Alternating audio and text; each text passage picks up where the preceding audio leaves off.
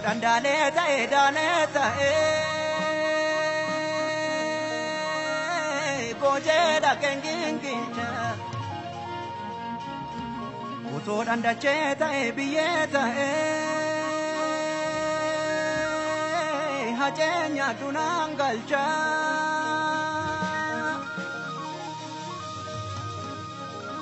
Buram punyang kabdi Bektem pumpatumane Narangko di bekabri dupi bati Bakteni matumane Ilmulen jadu eda pardu eda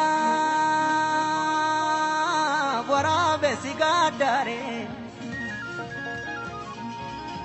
Chike sawa cheda parwa cheda chapen tu ludok sare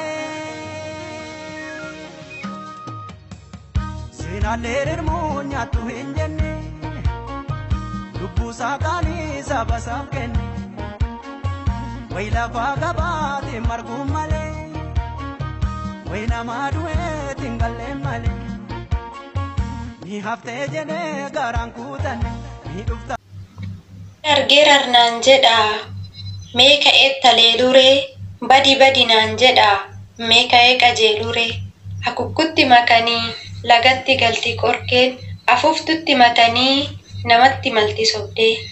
jirti manittiin tokko manittiin mootummaan godaa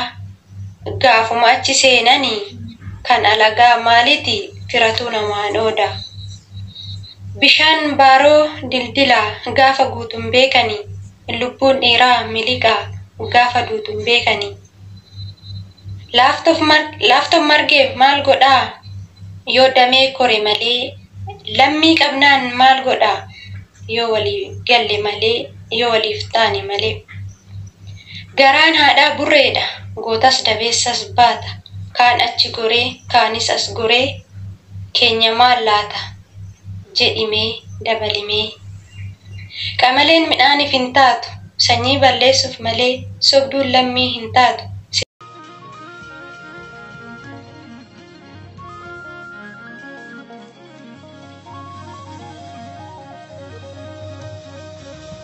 uto dandaleta daneta bojeda kenginginja uto dandacheta biyeta hajenya tunangalcha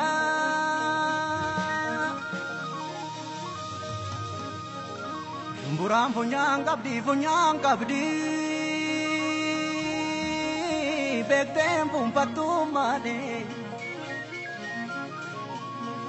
Narangko di bekabri dupi bati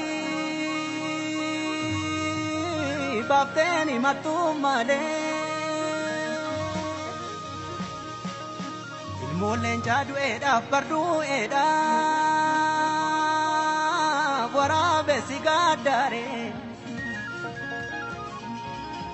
Chike sawa cheda parwa cheda chapen tu ludok sare sina lerer monya tu hinjene lubu sakani sabasam kenne